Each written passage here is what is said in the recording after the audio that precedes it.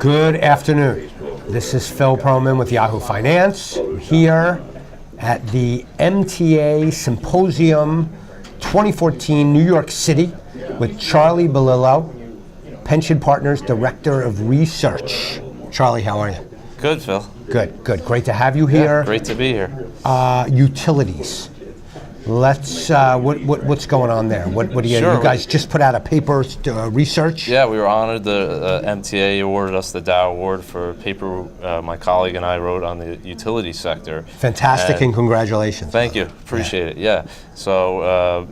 It's known as the most boring sector. It's the least covered sector on the street, as you know. No one talks about utilities, right? But interesting thing is that when utilities move, it tends to mean something for the market. Right. That's where it's more defensive. More defensive, correct. So when utilities are outperforming the market on a rolling 4-week basis, it tends to precede higher volatility for the market, more corrections. When utilities are underperforming on a rolling 4-week basis, the market tends to do better. And we showed that since 1926. If you would have used that strategy we outlined in the paper, you would have outperformed by roughly 4% a year over a buy and hold strategy. So it's very interesting. I encourage everyone to read it if they haven't read it. So you're not, and what's the title of the paper? It's called An Intermarket Approach to Beta Rotation. So the idea is you're using that intermarket relationship between the utilities and the market to time your beta to the market. When do you want beta? When do you want higher risk? You want it when utilities are underperforming,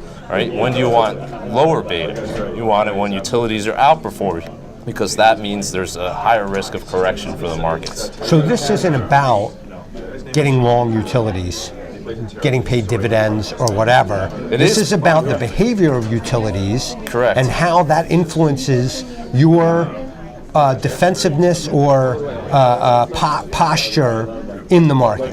Correct. Yeah. An interesting thing on the dividend component, it actually is an important component because you're in roughly 50% of the time in the strategy outlined, you are in the utility sector.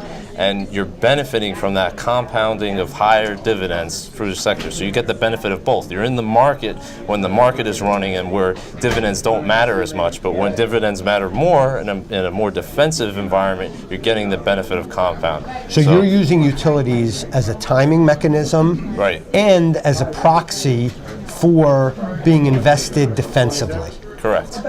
Beautiful. Correct. Yeah. I love that. Yeah, it's an interesting concept. And so let me ask you this last thing about it. We're running out of time. Sure. But here's my last question.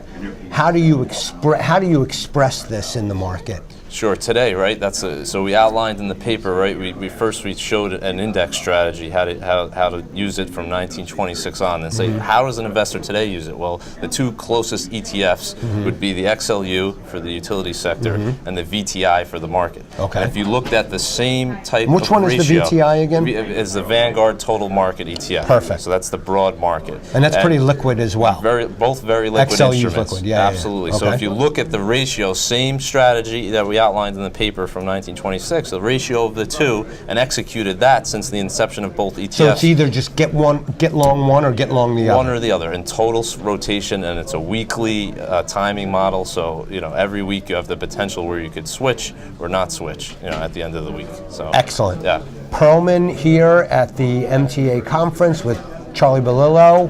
Adios.